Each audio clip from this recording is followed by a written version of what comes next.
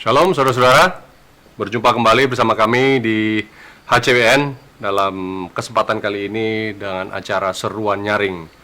Adalah kesempatan yang berbahagia bagi kami berjumpa dengan Anda dalam siaran kali ini. Eh, ini adalah suatu kegembiraan apabila kita bertemu dengan Tuhan untuk mempelajari firman-Nya, untuk mendapatkan kekuatan yang baru. Walaupun hal-hal yang kita akan diskusikan ini mungkin pernah terulang, kita pernah membaca, namun Tuhan menjanjikan permata-permata kebenaran ini eh, seperti sumber air yang selalu melimpah menyegarkan jiwa kita. Nah, kali ini saya ingin membawakan topik mengenai 144.000. Tentu topik ini berkaitan dengan semua orang yang menanti kedatangan Kristus di akhir zaman, sebelum kedatangan Kristus yang kedua kali.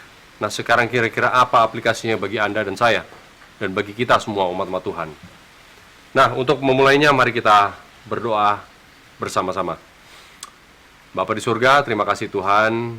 Kasih Tuhan bersama dengan kami. Kali ini kami akan mempelajari firman Tuhan, membuka lembaran-lembaran kudus dari Alkitab. Kami bersyukur Tuhan akan menerangi kami dengan pikiran sorgawi, supaya apa yang kami pelajari kami dapat mendapatkan suatu makna yang luar biasa menyegarkan jiwa kami Tuhan. Penuhi hati kami Tuhan, semua pemirsa, saudara-saudara kami, dan juga alat-alat yang kami gunakan saat ini Tuhan, supaya terang Tuhan dan Roh Kudus menguasai kami semua. Dalam nama Yesus kami berdoa mengucap syukur. Amin. Nah, saudara-saudara, ada satu klip. Kalau saudara sering menonton acara kami di HCBN, pasti pernah menonton klip ini. Namun sekali lagi saya ingin putar supaya bisa mengantarkan kita kepada ilustrasi pembicaraan yang kita ingin diskusikan pagi hari ini.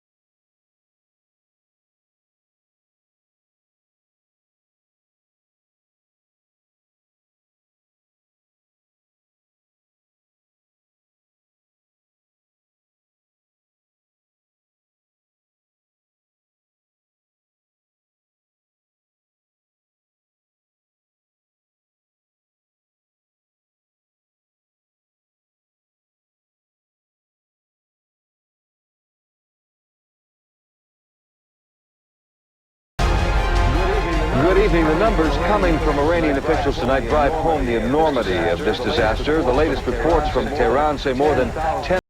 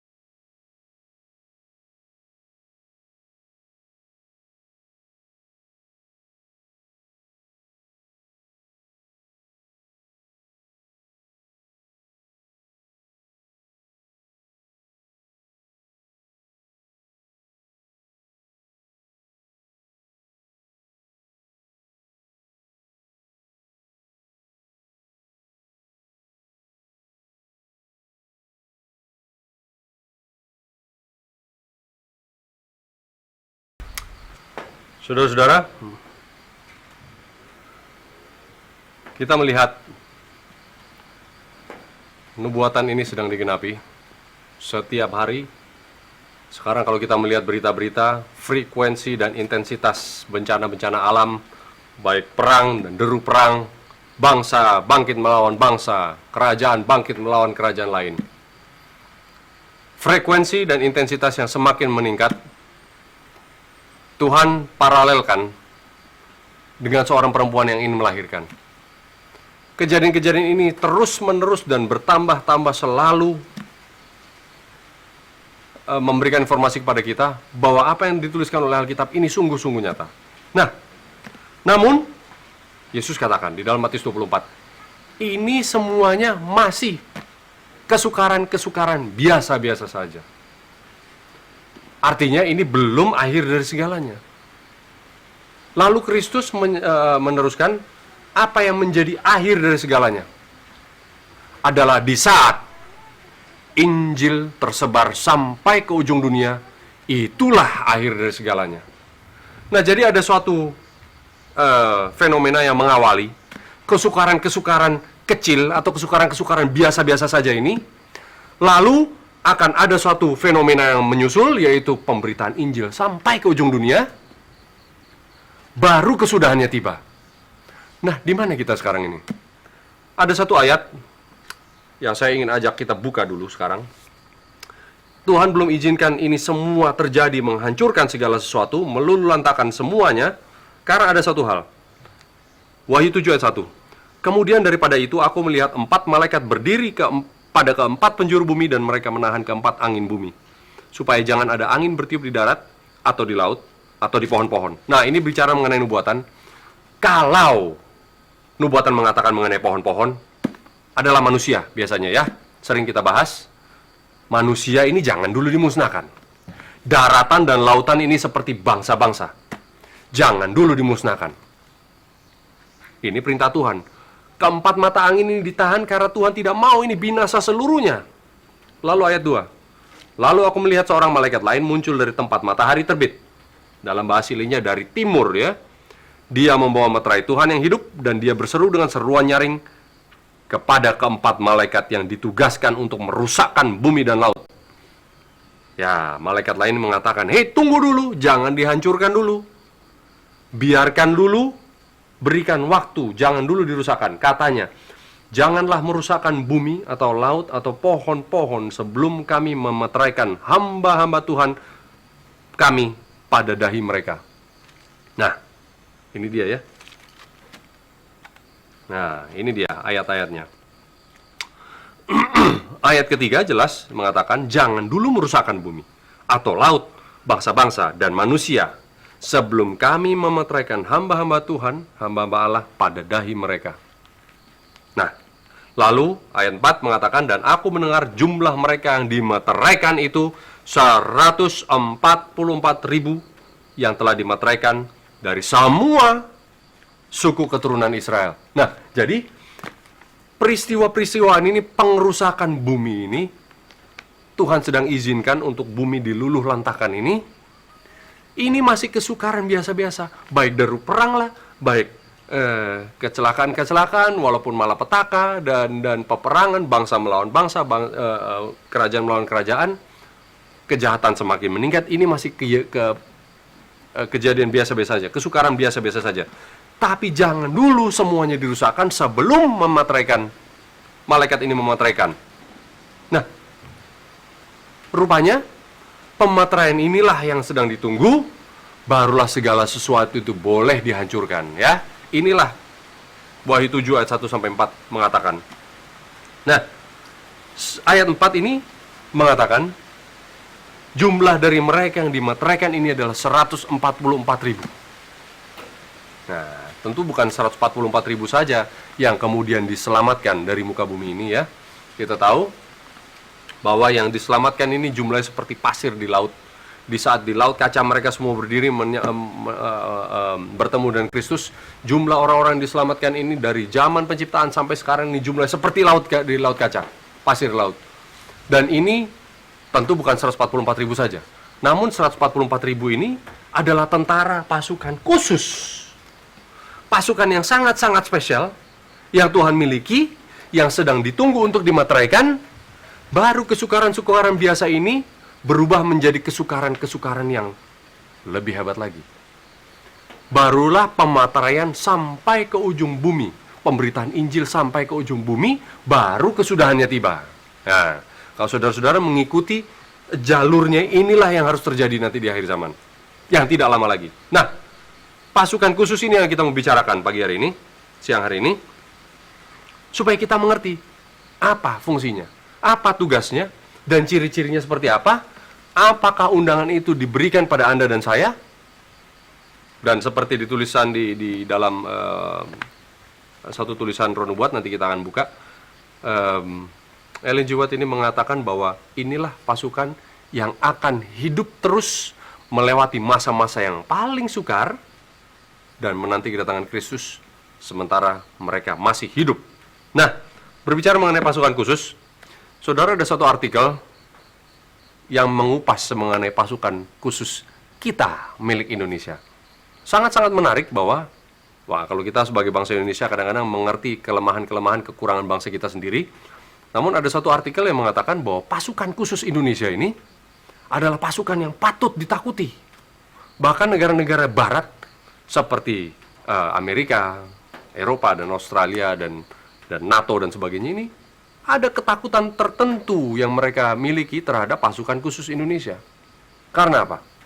Pasukan khusus Indonesia dikatakan adalah pasukan yang paling hebat, terlatih untuk gerilya, untuk menghadapi alam yang kita miliki seperti ini. Mereka lah pasukan yang sangat-sangat berdedikasi. Ada satu jenderal namanya Peter Pace mengatakan, jenderal dari Amerika, mengatakan bahwa pasukan khusus Indonesia ini benar-benar yang patut ditakuti. Karena mereka lah ini katanya mengajari pasukan-pasukan bergerilya di Vietnam, di Korea Utara, dan kawasan-kawasan Asia ini. Begitu khususnya mereka, sampai pasukan khususnya Indonesia ini patut dikategorikan sebagai pasukan yang, salah satu pasukan yang kuat, yang hebat di dunia. Nah, saya sendiri bukan tentara, tidak pernah menjadi tentara. Namun, seperti apa pasukan khusus itu? Kalau kita melihat pasukan-pasukan khusus ini mempunyai satu latihan-latihan, karena mereka ini harus dikondisikan menghadapi satu situasi yang sangat-sangat kritis. Mereka berjuang untuk membela suatu. Ya.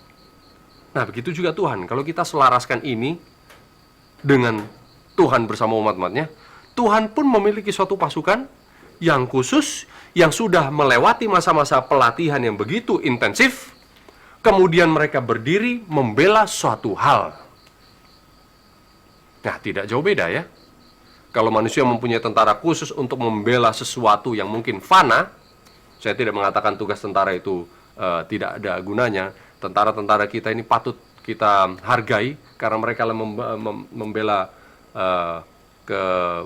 kebebasan negara, kebebasan hak asasi manusia. Namun, Tuhan mempunyai pasukan yang khusus lagi, yang tujuannya adalah untuk kekekalan. Nah, 144.000 ini adalah pasukan yang sangat-sangat khusus. Mereka dikatakan tidak akan mengalami kematian dan akan melewati masa-masa sukar. Alkitab katakan melewati masa-masa yang paling sukar dan hidup. Melewati artinya tidak mati ya. Kalau mati berarti tidak lewat. Kalau melewati berarti sudah masa-masa sukar itu selesai. Orang-orang tersebut akan melewati, jadi survive, ya, hidup. Nah, inilah yang Alkitab ingin gambarkan dengan kata-kata yang sedikit lebih sederhana ya, jauh lebih sederhana, untuk kita lebih mengerti. Nah, kita tahu saudara-saudara bahwa dari sejak sejarah penciptaan manusia ini, Tuhan ingin mengembalikan citra atau tabiat atau karakter, gambar rupanya yang sudah hilang dari manusia.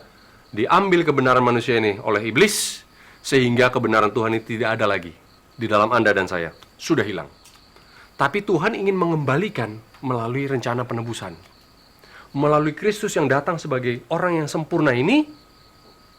Tuhan sudah transpose, ya, Tuhan sudah memberikan suatu pola yang untuk dihidupkan kembali oleh manusia yang sudah jatuh di dalam dosa.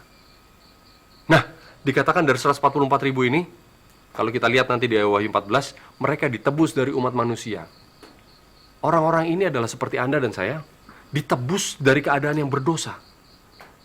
Namun disempurnakan setiap hari, sehingga lama-kelamaan di satu titik mereka akan mencapai tabiat yang sempurna seperti Kristus. Nah, Kristuslah yang menjadi pengantin anak domba, dan Kristuslah yang menjadi anak domba. 144.000 ini menjadi pengantin anak domba. Karena apa? Mereka mempunyai tabiat yang sudah sama. Nah, ini suatu yang menarik, saudara-saudara. Yesus mati hampir 2000 tahun yang lalu. Namun dalam 2000 tahun yang sudah berjalan ini, dia menanti suatu umat yang percaya, yang sungguh-sungguh hidup sesuai dengan firman saja, barulah tercermin, baru muncul umat tersebut. Ini kita bisa lihat di dalam Wahyu 12 ayat 17, ciri-cirinya seperti apa ya, yang akan menjadi umat-umat Tuhan yang sejati.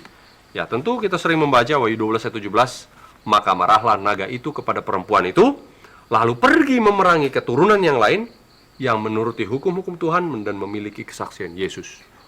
Dua ciri-ciri ini, saudara,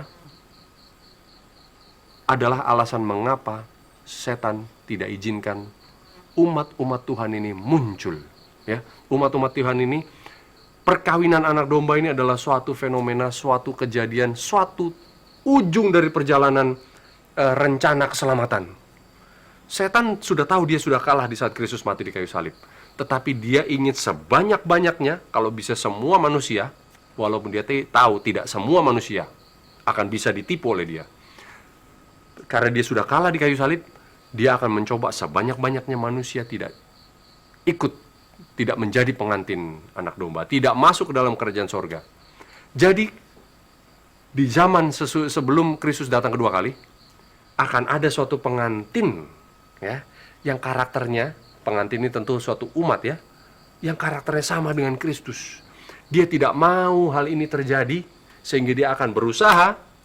Di ayat yang sama Wahyu 12 ini, ayat 17, dia sangat-sangat marah, dia tidak mau ini terjadi, tidak boleh sebanyak-banyaknya orang berpartisipasi di dalam umat-umat ini. Jadi inilah umat yang paling diperangi oleh setan. Karena mereka menurut hukum Tuhan dan memiliki kesaksian Yesus. Jadi kalau Anda memiliki kesaksian Yesus menurut hukum-hukum Tuhan, sudah pasti iblis memerangi kita. Nah, kalau iblis tidak memerangi artinya apa? Ya sudah jelas tidak perlu lagi diperangi oleh iblis. Kita menurut hukum Tuhan juga tidak, memiliki kesaksian Yesus pun tidak. Artinya memiliki kesaksian Yesus itu apa? Adalah di saat orang hidup sesuai dengan firman Tuhan. Itulah kesaksian bagi Yesus. Saksi bagi Yesus adalah di saat orang hidup sesuai dengan firman, karena inilah yang Yesus lakukan. Nah, ini tidak bisa terjadi. Kalau ini tidak terjadi dalam kehidupan Anda, tidak mungkin setan memerangi. Nah, poin berikut. Wahyu 19 ayat 7, marilah, dikatakan, marilah bersukacita. Ya, ini Yohanes diberikan penglihatan di saat Yesus datang kedua kali. Inilah malaikat mengatakan, marilah kita bersukacita dan bersorak-sorai dan memuliakan Tuhan, karena hari perkawinan anak domba itu telah tiba, dan pengantinnya telah siap sedia. Kristus datang kedua kali, pengantinnya ini dikatakan sudah siap. Nah, kesiapan pengantin ini artinya pemateraian ini sudah selesai, dan pemberitaan Injil sudah sampai ke ujung dunia. Nah, apa ciri-ciri berikut dari anak domba tersebut? Kita tahu 144.000 ini adalah yang menang, yang menjadi pengantin Kristus. Namun ciri-ciri secara spesifik adalah ini. Di Wahyu 14 ayat 4 dan 5, mereka adalah orang-orang yang tidak mencemarkan dirinya dengan perempuan-perempuan. Umat manusia sudah ditebus dari dosa, tetapi tidak lagi mencemarkan dirinya dengan perempuan-perempuan. Bukan secara badani, tentu badani secara manusiawi juga, namun secara rohani tidak bercampur, saudara. Melihat firman Tuhan sebagai satu sumber satu-satunya yang menuntun kehidupan mereka. Kehidupan yang sesuai dengan firman Tuhanlah yang menjadi tujuan akhir, tujuan satu-satunya dari pengantin anak domba ini. Lalu mereka mengikut kemana anak domba itu pergi. Ya, artinya kalau anak domba itu mengutus kemana, mereka akan pergi. Apapun yang diperintahkan oleh Kristus, Dia akan turuti. Contohnya di 1 Yohanes 2 ayat 6, kalau kamu mengatakan aku di dalam kamu di dalam aku, kamu akan hidup sesuai dengan Kristus telah hidup. Artinya orang-orang yang benar-benar step by step, langkah demi langkah, semakin lama semakin mendekati kehidupan Kristus. Dalam tabiat, dalam karakter, dalam kata-kata, dalam segala sesuatu. Lalu, di ayat yang berikut, di ayat yang sama dikatakan, nah, tidak ada. Nah, mereka ditebus dari antara manusia sebagai korban sulung bagi Tuhan. Ya. Nah, gereja mula-mula adalah buah sulung bagi kedatangan Kristus yang kedua kali. Yang pertama kali, 144.000 akan menjadi buah sulung di saat Kristus datang yang kedua kali. Ya, buah sulung ini adalah hasil yang sangat spesial, hasil yang sangat-sangat khusus. Di dalam mulut mereka tidak terdapat dusta. Jadi apa perkataan, apa pengakuan, apa yang dikatakan oleh mulut sama, selaras, dan terbukti benar di dalam kehidupannya mereka masing-masing. Seringkali kita dapati orang yang bisa berkhotbah, yang bisa menghidupi, yang bisa mengajari, tetapi tidak mau menghidupkan. Orang-orang banyak bisa mengajari, tapi tidak bisa mengajari dirinya sendiri. Inilah Matius 23 Tuhan ingatkan ya, kita tidak boleh menjadi orang Farisi yang mengikat beban berat-berat diletakkan di pundak orang lain. Nah, ciri-ciri berikut. 144.000 dimeteraikan dan bersatu. Nah, kalau kita belum mendapatkan suatu persatuan di dalam keluarga, di dalam lingkungan sosial kita, di dalam gereja-gereja kita, dalam jemaat kita, belum terjadi suatu persatuan. Masih ada persaingan, masih ada saling membenci, masih ada saling menjatuhkan, masih ada saling menghina, dan sebagainya. Ini tentu belum tercipta manusia Kristus di dalam kita. Jangan terlalu jauh-jauh, lihat dulu dalam kehidupan kita, berkeluarga, bersuami dan istri. Apakah kita sudah bisa bersatu? Saudara-saudara, tidak ada persatuan yang abadi kecuali di atas firman Tuhan, ya. Tentu kita bisa bersatu, saudara-saudara. Kita bersatu di dalam melakukan suatu hal yang buruk. Manusia bisa bersatu. Tapi bukan itu maksud persatuan. Yang hanya bisa menyatukan secara abadi adalah kepentingan Kristus. Tabiat Kristus yang bisa menyatukan. Tentu ya, kita dulu semua mengalami masa muda kita dulu waktu kita lebih belum mengenal Tuhan. Di saat kita mempunyai kesetiakawanan dengan teman-teman lain, seakan-akan kita bisa bersatu. Bisa bersatu ini dalam arti yang buruk. Tapi bukan itu maksudnya. Kristus menjanjikan 144.000 yang dimateraikan ini adalah umat-umat yang bersatu di dalam pikiran, dalam tujuan, yaitu menghidupkan karakter Kristus dan memberitakan Injil. Nah, ini artikel yang tadi saya sebutkan. Di dalam artikel Daystar bulan Maret tahun 1846, Maret 14, 1846, Yesus menggambarkan bahwa kesukaran yang disebut kepicikan Yakub. Nah, ini Nyonya White menuliskan, masa-masa yang paling sukar ini yang disebutkan sebagai kepicikan Yakub akan dialami oleh 144.000. Tidak pernah terlihat oleh manusia. Kelaparan, wabah, bangsa melawan bangsa, perang dan pedang digunakan untuk membunuh satu sama lain. Kita kira kita sudah pernah melihat segala sesuatu. Ternyata kesukaran yang akan datang ini tidak pernah dilihat oleh manusia sebelumnya. Seringkali kita merasakan, saya pernah mengalami kesukaran. Saya pernah dipukulin orang, saya pernah dipenjara, saya pernah mengalami tidak punya uang dan sebagainya. Saya pernah terluka, sekarat dan sebagainya. Tetapi kesukaran yang Tuhan katakan di sini tidak pernah dialami manusia sebelumnya. Tapi 144.000 ini Tuhan akan antar dengan tangannya melewati masa-masa sukar ini. Karena apa? Seperti Yakub, dikatakan kepicikan Yakub ya. Tuhan ingin mengingatkan kepada Yakub akan kesalahan-kesalahannya, akibat-akibat dosa yang sudah dilakukan. Sehingga dia benar-benar bergantung kepada Tuhan. Sangat-sangat takut kepada musuhnya. Namun Tuhan janjikan ada suatu kelepasan yang akan diberikan. Nah, 144.000 akan melewati masa kesukaran tersebut saat imam besar, yaitu Yesus sendiri, keluar dari bilik maha suci, menanggalkan baju imamnya. Selesai dia menjadi imam besar, mengantari manusia, dan dia memakai baju kerajaan, yaitu memakai baju dan turun sebagai raja menjemput umatnya. Jadi masa-masa kesukaran itu adalah di saat pemateraian itu dilaksanakan, ya. kesukaran-kesukaran biasa ini terjadi, peperangan, deru perang dan sebagainya, pemeteraian terjadi, dan dunia ini akan mengalami satu masa yang sangat-sangat sukar sampai Kristus datang kedua kali. Nah, sekarang kita membahas 12 anak Yakub. Karena di dalam Wahyu 7 ini, ayat 4 dikatakan, inilah 144.000 yang dari semua keturunan anak-anak Israel. 12 anak Yakub, saudara-saudara, satu persatu saya ingin berikan. Kita tahu Yakub ini melayani Laban 7 tahun, lalu dia mendapatkan Lea.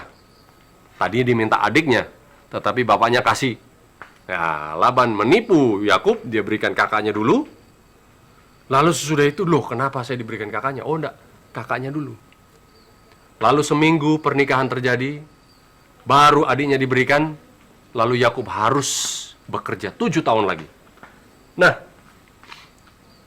jadi Yakub memiliki mengawini Lea dan Rahel, adik kakak.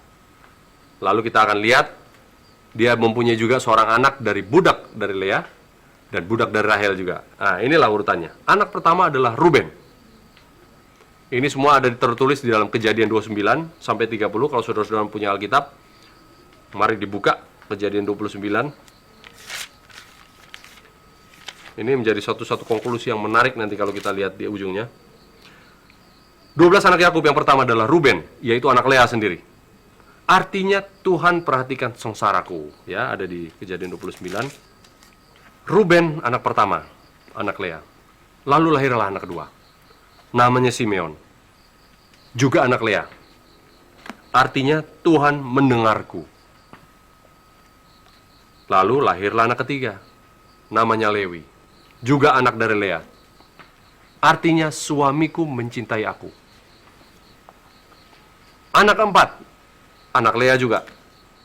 Artinya aku bersyukur pada Tuhan. Nah, ini Lea yang memberi nama ini anak-anak ini.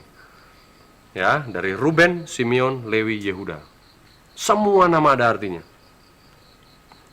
Lalu anak berikut adalah Dan. Nah, Dan ini adalah anaknya Bilha. Ya. Bilha ini adalah budak dari Rahel. Di saat Rahel sudah dikawini melihat Lea mempunyai anak duluan, sementara dia mandul, dia katakan sama budaknya Bilha, kamu harus berikan anak kepada Yakub. Nah, diberikan Bilha ini, budaknya Rahel, kepada Yakub, mempunyai seorang anak, namanya Dan. Karena ini Rahel yang memberi nama. Dikatakan Tuhan itu adil. Ya, Dan ini artinya hakim, saudara. Jadi Tuhan ini sebagai hakim, dia adil. Lalu anak berikut, namanya Naftali, juga anak dari budak Rahel, yaitu Bilha. Rahel mengatakan, aku bergulat dan aku menang, diberi nama Naftali. Lalu anak dari Zilpa. Siapa Zilpa? Lea juga tidak mau kalah, dia juga memberikan budaknya kepada Yakub. Hai Yakub, inilah kamu harus mempunyai seorang anak lagi dari budakku, namanya Zilpa. Lalu mengandunglah Zilpa, anak dari Daud. Lalu Lea memberikan nama Gad. Ya. Lalu lahir lagi anak Zilpa yang kedua, dikasih nama Asyer, karena nama artinya aku berbahagia.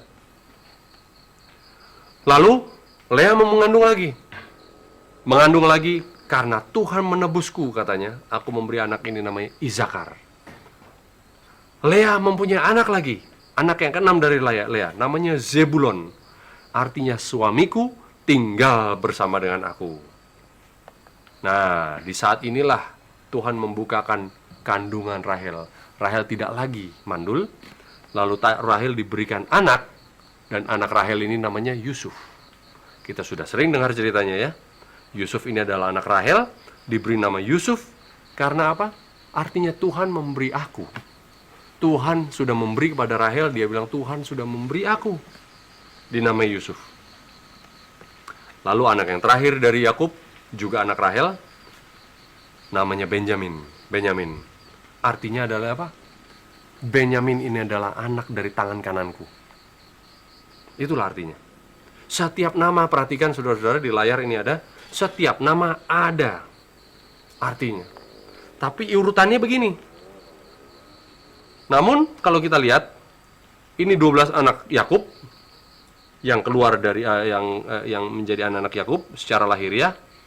Namun kita tahu ceritanya, anak-anak Yakub ini dibawa oleh Yakub pergi ke Mesir sesudah beberapa tahun terpisah dari Yusuf. Yusuf menjadi pemimpin di Mesir. Lalu ada kelaparan di tanah Kanaan. Yakub dan anak-anaknya dan kaum-kaumnya dibawa ke Mesir. Dari situ mereka tinggal beratus-ratus tahun, 400 tahun lebih mereka tinggal di situ. Lalu mereka menjadi budak. Lalu kita tahu ceritanya Musa di saat mereka dikeluarkan dari Mesir. Nah, di saat suku-suku Israel dikeluar dari Mesir, mereka seakan kehilangan identitasnya. Nah, inilah 12 suku yang keluar dari Mesir yang terhitung di dalam Bilangan 1 ya. Ini beratus-ratus tahun kemudian anak-anak Yusuf ini menjadi suku-suku masing-masing. Namun di saat mereka keluar dari Mesir harus dicatat ulang. Oh, ini keturunannya siapa? Ini keturunannya siapa? Satu persatu didata. Nah, ini yang terdapat di dalam Bilangan 1. Ya. Ruben ada 46.000 orang. Anak kedua, Simeon. Lalu Gad, Yehuda. Wah, ini suku yang paling besar Yehuda. Isakar, Zebulon, Efraim anak Yusuf. Ya, kita akan jelaskan kenapa. Lalu Manasye anak Yusuf. Lalu Benyamin. Lalu suku Dan.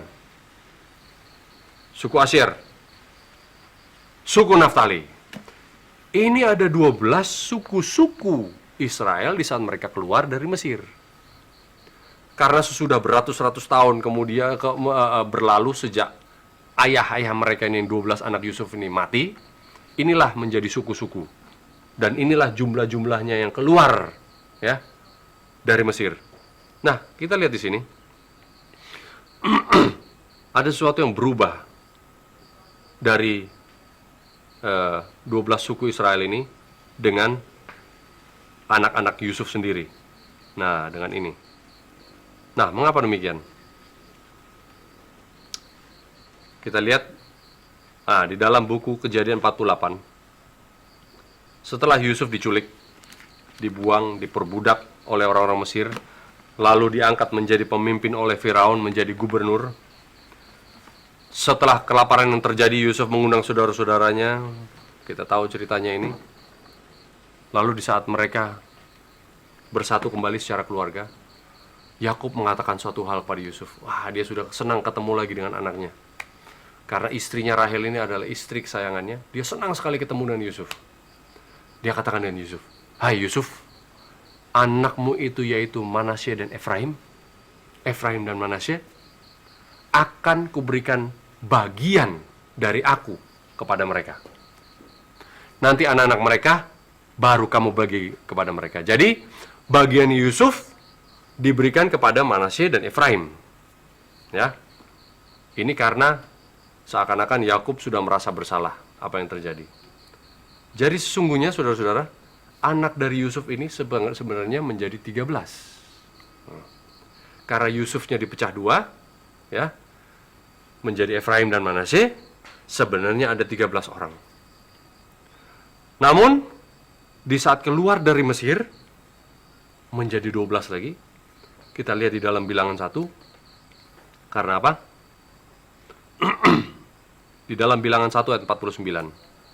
Tuhan katakan, "Tapi Lewi tidak dihitung, karena Tuhan berfirman kepada Musa, hanya suku Lewi janganlah kamu catat dan jangan kamu hitung di dalam 12 suku ini." Jadi suku Lewi tidak terhitung, saudara-saudara, seperti di layar ini. Tidak terhitung karena bangsa Lewi ini dimasukkan ke setiap 12 suku lainnya. Ya. Nah, ini menarik. Inilah mungkin salah satu bukti bahwa kenapa 144.000 ini bukan dari orang-orang Israel jasmani. Banyak orang berargumentasi bahwa 144.000 ini, banyak saudara-saudara kita juga datang ke gereja meyakinkan bahwa kita ini harus pergi ke Israel, ini adalah umat-umat secara jasmani, orang-orang Israel.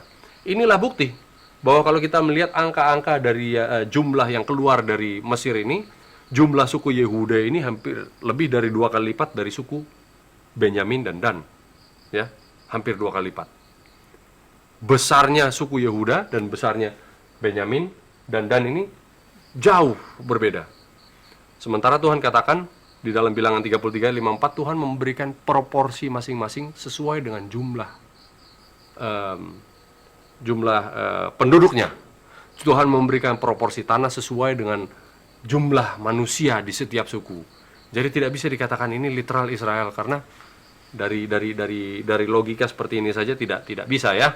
Nah, kita melihat, saya membuat satu paralel, yaitu Ruben, Simeon, Lewi, Yehuda, sesuai urutan ini ya, Dan, Naftali, Gad, Asyer, Isakar, Zebulon, Yusuf, Benyamin. Saya beri merah di sini karena inilah merah yang menjadi perbedaan dengan suku-suku Israel.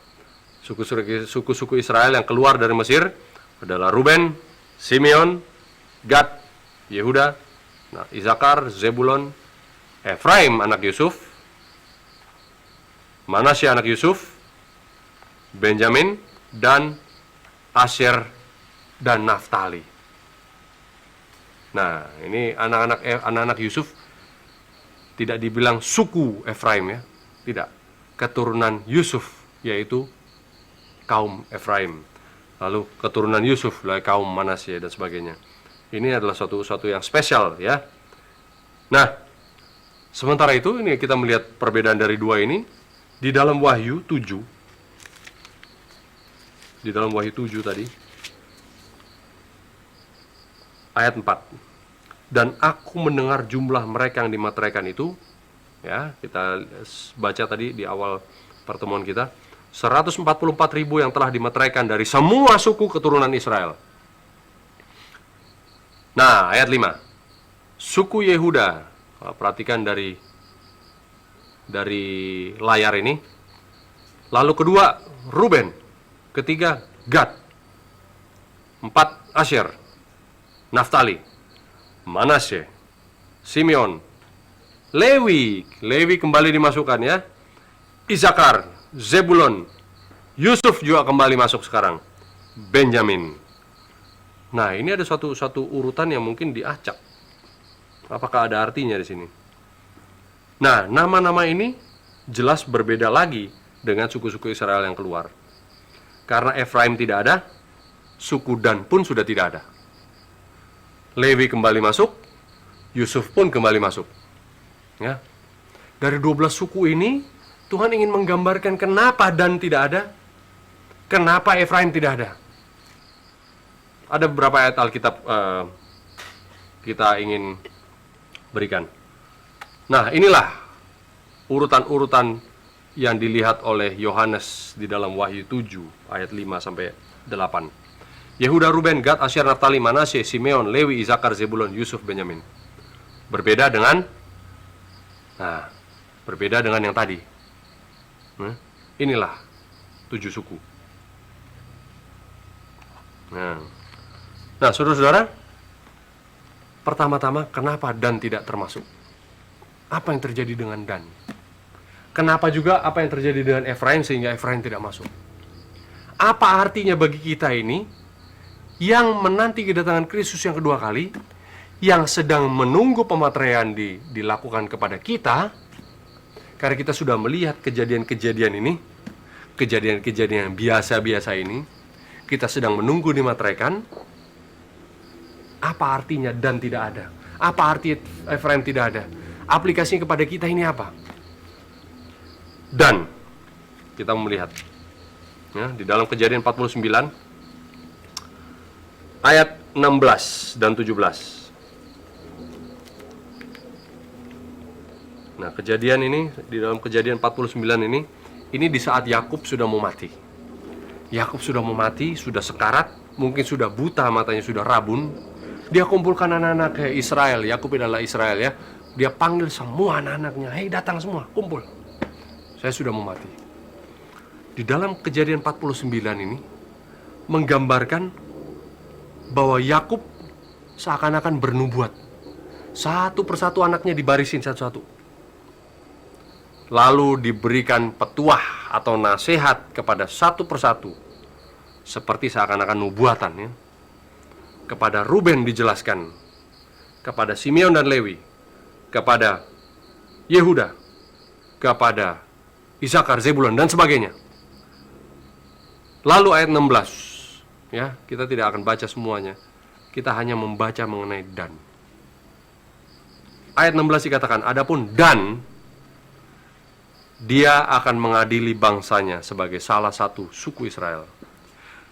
Dan menjadi ular di jalan, dan menjadi ular beludak. Saudara, Yesus mengatakan ular beludak ini kepada siapa? Orang Farisi. Dia memagut tumit kuda sehingga penunggangnya jatuh ke belakang. Saudara, kita tahu di dalam Wahyu 6 ada 7 materai yang menggambarkan. Yang 4 materai pertama ini menggambarkan seekor kuda. Seekor kuda yang putih dengan pahlawan yang menungganginya, membawa firman Tuhan seakan-akan, ya, membawa pedang, adalah Yesus sendiri. Tumit dari kuda ini dipagut oleh Dan. Ya, inilah paralel nubuatan, sehingga penunggangnya ini jatuh. Kekudusan kemurnian firman Tuhan ini dinodai oleh Dan. Dan si Dan ini menjadi ular beludak. Dan akan mengadili bangsanya. Sebenarnya kata-katanya adalah Dan ini terhakimi. Ya. Nah, saudara-saudara, kita tahu di dalam Wahyu 3 ada suatu nubuatan mengenai gereja yang terakhir. Gereja yang terakhir ini adalah gereja Laodikia. Gereja yang ketujuh dari 7 gereja, dari 7 jemaat adalah Laodikia. Arti dari Laodikia sendiri itu adalah sama dengan arti dari suku Dan. Adalah umat yang dihakimi. Bisa juga artinya menjadi hakim, menjadi penilai, ya.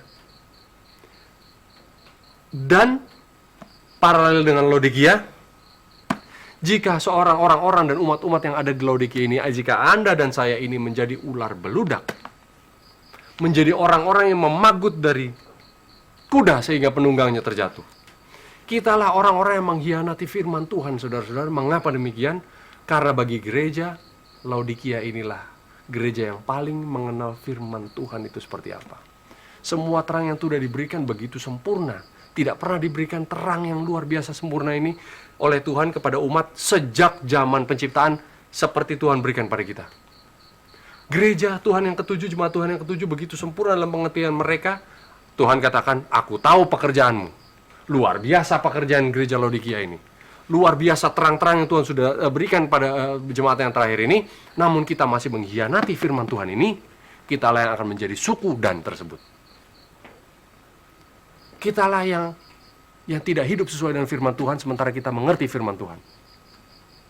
Nah, lalu apa yang dikatakan? Mengenai Efraim. Efraim ini singkat saja dalam Hosea 4:17 dinubuatkan, Efraim sudah bersatu dengan berhala-berhala. Tinggalkan Efraim. Inilah nubuatan yang Tuhan berikan pada Efraim. Jadi berhala-berhala ini sudah disembah oleh suku-suku Efraim sehingga tidak lagi bisa terhitung di dalam 144.000. Aplikasi kalau gitu buat kita apa, saudara-saudara? Di dalam umat-umat Tuhan yang menunggu pematraian ini selesai sehingga kita bisa menyelesaikan pekerjaan pemberitaan Injil sampai ke ujung dunia, masih ada ciri-ciri Dan di dalam kita semua, yaitu orang-orang sudah mengerti Alkitab tapi tidak hidup sesuai dengan firman-Nya. Dan juga masih ada orang-orang seperti Efraim di tengah-tengah kita. Orang-orang yang masih menyembah berhala. Apa itu penyembahan berhala? Segala sesuatu, saudara-saudara, yang tidak sesuai dengan firman Tuhan. Nah, kita melihat paralel dalam kehidupan kita. Mengapa pematraian ini belum selesai, saudara-saudara? Pematraian ini belum selesai sehingga kesukaran yang biasa-biasa ini, yang setiap hari kita lihat di berita-berita, tidak akan meningkat, ya, tidak akan selesai juga. Pematraian ini tidak bisa dilakukan atas Anda dan saya karena masih ada di dalam hati kita pengkhianatan terhadap firman Tuhan. Firman Tuhan yang begitu sederhana, sangat mudah dimengerti. Tapi karena hati kita bercabang seperti 1 Raja-Raja 18 ayat 21. Hati kita ini bercabang, mencintai firman Tuhan juga, tetapi ingin juga dengan dunia. Cita-cita kita adalah surga, tetapi cita-cita kita juga adalah menggapai dunia. Seperti danlah kita ini, tidak panas dan tidak dingin seperti Laodikia. Sehingga umat Tuhan tidak bisa sempurna dimateraikan. Atau mungkin kita masih mempunyai karakter seperti Efraim, yang menyembah berhala. Murni penyembahan berhala ada di dalam kehidupan kita. Sehingga 144.000 yang dikatakan mulut tidak ada dusta. Mungkin mulut kita mengakui bahwa kita percaya kepada Tuhan, kita memiliki iman kepada Kristus, hidup seperti seorang Kristen yang baik. Tetapi kalau dilihat di dalam hati kita, sesungguhnya kita ingin mencari dunia, ingin sama dengan dunia. Nah, saudara diingatkan di dalam Wahyu 19 ayat 11. Sekali lagi, penunggang kuda itu akan berdiri menunggangi kuda yang putih, bersih. Di saat apa? Pengantin, di saat anak domba itu datang menjemput pengantinnya. Tuhan mengatakan, akan ada satu umat. Anda mau bersiap atau Anda tidak bersiap, ready or not, Jesus is coming. Tuhan akan mengakhiri segera. Nah, apakah kita akan bersiap atau kita akan terus-menerus memiliki tabiat seperti Dan dan Efraim? Nah, di dalam Wahyu 14 kemudian dikatakan, saudara-saudara, Wahyu 14 ini menggambarkan 144.000 lagi ya. Anak domba berdiri di Bukit Sion, bersama dengan dia ada 144.000 orang, dan di dahi mereka tertulis namanya, yaitu nama Tuhan dan nama Bapanya. Inilah di saat perkawinan anak domba ini. Dan aku mendengar suatu suara dari langit, bagaikan desau air bah, dan bagaikan deru guruh yang dahsyat. Suara yang kudengar itu seperti bunyi pemain-pemain kecapi yang memetik kecapinya. Mereka menyanyikan suatu nyanyian baru di hadapan tahta dan di depan keempat makhluk. Jadi, mereka ini menyanyikan satu lagu. Seluruh makhluk surga ini seakan-akan menyanyikan satu lagu. Dan umat-umat tubusan ini berdiri, dan 144.000 ini berdiri di samping Yang Maha Kudus, atau di samping anak domba. Di saat 144.000 ini bersama dengan Kristus, ada satu nyanyian, tidak ada orang manusia mengerti. Tapi dikatakan, tidak seorang pun yang dapat mempelajari nyanyian itu, selain daripada 144.000 orang yang telah ditebus dari bumi. Nyanyian seperti apa, saudara? Malu-malu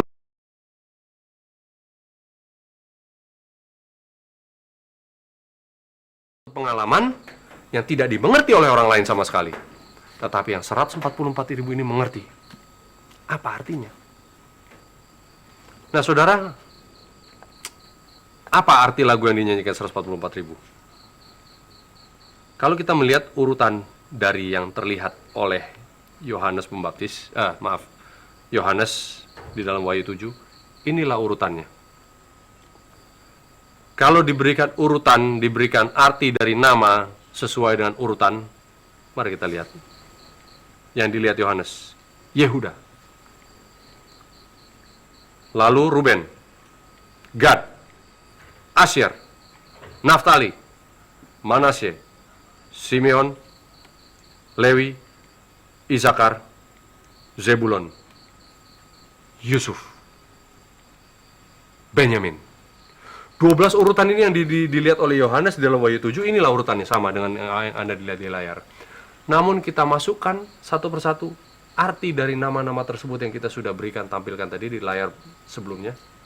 Kita akan melihat apakah ada arti dari urutan tersebut. Inilah, sesuai dengan urutannya kita melihat. Aku bersyukur pada Tuhan. Lalu yang kedua, Ruben. Artinya dia memperhatikan sengsaraku. Yang ketiga, Gad. Keberuntungan telah datang. Asyer. Aku berbahagia. Naftali. Aku bergulat dan aku menang. Manasye. Dia membuat aku lupa. Ya, ini ada artinya juga Manasye ya. Simeon, dia mendengarkan aku. Lalu Lewi, dia akan mencintai aku. Isakar, dia memberi upahku. Zebulon, tempat tinggal bersama dia.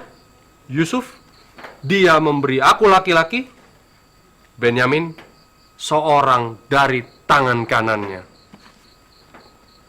Saudara, inilah luar biasa Alkitab kita ini ya. Aku bersyukur kepada Tuhan karena dia memperhatikan sengsaraku. Mujur telah datang dan aku berbahagia. Aku bergulat. Maaf, Benyamin belum ada. Dan aku bergulat dan aku menang. Dan dia, Tuhan memberi aku, membuat aku lupa. Dan dia mendengarkan aku. Dia mencintai aku. Dia memberi upahku. Suatu tempat tinggal bersama dia. Dan dia memberi aku laki-laki, yaitu seorang dari tangan kanannya. Saudara, siapa yang berdiri di tangan kanan Bapa di surga kalau bukan Yesus sendiri? Tuhan memberikan Kristus kepada umat-umatnya yang mempunyai pengalaman seperti ini. Ini bukan sekedar lagu, saudara. Mungkin lagunya bisa dihafalkan liriknya, tapi tidak mengerti kita artinya seperti apa. Tidak mengerti, tidak menyelami artinya seperti apa. Pantas di saat makhluk-makhluk surga menyanyikan lagu itu, orang hanya melihat. Tetapi yang sungguh-sungguh mengerti, yang sungguh-sungguh mendalami arti dari pengalaman-pengalaman ini, inilah mereka 144.000 itu. Mereka lah yang diberikan oleh Tuhan Kristus dari tangan kanannya kepada mereka menjadi anak domba. Mereka lah yang dikawinkan, bukan secara badani ya, namun secara tabiat mereka lah yang dikembalikan. Mereka lah yang sempurna, yang ditebus dari manusia yang berdosa. Inilah, saudara, kita tidak akan mengerti perjalanan 144.000 itu. Kita hanya sekarang ini mengerti secara teoritis. Mengerti, sudah bisa mendalami mungkin seperti apa itu. Ya. Mungkin secara praktek kita belum bisa mengerti sungguh-sungguh. Kita hanya bisa berharap. Ya, Roh Nubuat mengatakan, berusahalah supaya kamu masuk di dalam 144.000 itu. Bahkan Rasul Paulus sendiri, aku cemburu dengan cemburu ilahi kepadamu. Karena aku mempertunangkan kamu kepada Tuhan, yaitu Kristus sendiri. Artinya Paulus pun tidak punya kesempatan untuk masuk ke dalam 144.000 ini. Tetapi kita yang hidup di akhir zaman sudah melihat kejadian-kejadian ini, yang akan mempunyai kesempatan untuk dimateraikan terakhir kali, saudara. Memberitakan Injil ke ujung dunia terakhir kali, dan melihat Kristus, dan melewati masa-masa yang paling sukar. Tapi bukan untuk kita mati ya. Mengalami apa yang Yakub alami di saat kepicikan itu datang padanya, di saat dia mengalami suatu teror, ketakutan. Tapi Tuhan selamatkan. Nah, inilah yang Tuhan janjikan. Tuhan sudah berikan kesempatan bagi kita. Namun kenapa pemateran itu belum selesai, saudara? Karena di umat-umat yang sudah mengerti firman Tuhan, yang sudah mengerti mendalami firman Tuhan secara teori. Namun sayang sekali kita masih seperti Dan dan Efraim. Mungkin Anda dan saya mungkin mempunyai berhala-berhala. Kita sudah mau ikut Tuhan, sudah tahu benar-benar. Tapi masih ada kecintaan akan hal-hal yang fana. Mempunyai cita-cita yang tidak sesuai dengan firman Tuhan. Mempunyai ketergantungan dengan hal-hal yang Tuhan katakan, tinggalkan semua itu. Mungkin kita seperti Dan yang sudah mengerti benar-benar firman Tuhan, yang seharusnya berdiri menjadi hakim bagi manusia. Tapi kita mengkhianati Kristus sendiri. Sehingga kita membuat Kristus itu menjauh. Seperti orang-orang Farisi yang Tuhan katakan, kamu ular beludak. Kamu mengerti apa yang harus kamu lakukan, tapi kamu tidak lakukan. Tuhan Yesus sedang menunggu kita. Sedang mau memateraikan kita. Apakah kita yakin dengan melihat kejadian-kejadian seperti video yang tadi kita lihat di awal pertemuan kita? Apakah itu hanya sebagai satu teori? Nah, saudara, sekaranglah saatnya. Apa kita mau mengambil suatu komitmen yang baru? berjalan bersama Tuhan, tidak takut apapun yang akan menimpa kita, saudara. Karena ini hanya kesesakan biasa-biasa saja. Tuhan akan memberikan suatu kebahagiaan walaupun harus melalui masa-masa sukar sekalipun. Kalau ini menjadi kebahagiaan kita semua dan kerinduan kita semua, saudara-saudara, mari kita tutup dalam doa bersama. Bapa di surga, terima kasih Tuhan sudah bersama dengan kami membuka firman Tuhan. Terima kasih Tuhan karena Tuhan sudah memberikan penerangan sedikit. Walaupun selama ini Tuhan kami masih mengerti sejarah teori saja Tuhan. Apa yang harus dilalui oleh umat-umat Tuhan yang khusus 144.000 ini. Kami bersyukur Tuhan ini akan menjadi suatu kenyataan bagi kami. Walaupun mungkin dunia mengatakan itu suatu kesesakan yang mengerikan. Namun Tuhan dengan janji-Mu, ini adalah suatu pengalaman yang luar biasa menyenangkan. Pengalaman yang membahagiakan kami Tuhan. Sehingga kami menjadi pengantin bagi anak domba. Tuhan, peganglah tangan kami Tuhan apabila kami takut. Biarlah kami melewati masa-masa yang sukar-sukar biasa-biasa saja ini Tuhan. Dengan hati yang terbuka. Dengan iman yang teguh. Yang percaya bahwa segala sesuatu yang dunia tawarkan ini Tuhan bukanlah akhir dari segalanya. Namun apa yang firman Tuhan sudah nubuatkan, itulah kekekalan bagi kami. Terima kasih Tuhan sudah bersama dengan saudara-saudara kami, pemirsa setanah air, dimanapun saudara-saudara kami berada. Kami juga di HCBN ini dengan pergumulan-pergumulan kami Tuhan. Dengan upaya-upaya penginjilan kami Tuhan, memberitakan kebenaran Tuhan. Berikan kami kekuatan Tuhan.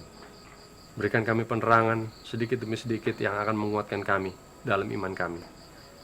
Ingatkan kami Tuhan bahwa masa depan kami bersama Kristus harus kami lalui dengan ujian-ujian. Biarlah semua ujian-ujian ini kami lewati Tuhan, dan kami dapat hidup. Kami dapat berusaha masuk ke dalam angka 144.000 itu Tuhan. Kami bersyukur Tuhan, kesempatan itu Tuhan sudah tawarkan bagi kami. Berikan kami keberanian Tuhan, selalu melihat kepada Kristus, dan menutup mata kami dan hati kami dari dunia ini. Terpujilah nama-Mu Tuhan, hari ini sampai selamanya. Dalam nama Yesus kami berdoa. Amin. Baik saudara, sampai bertemu di kesempatan seruan nyaring yang berikut. Tuhan berkati.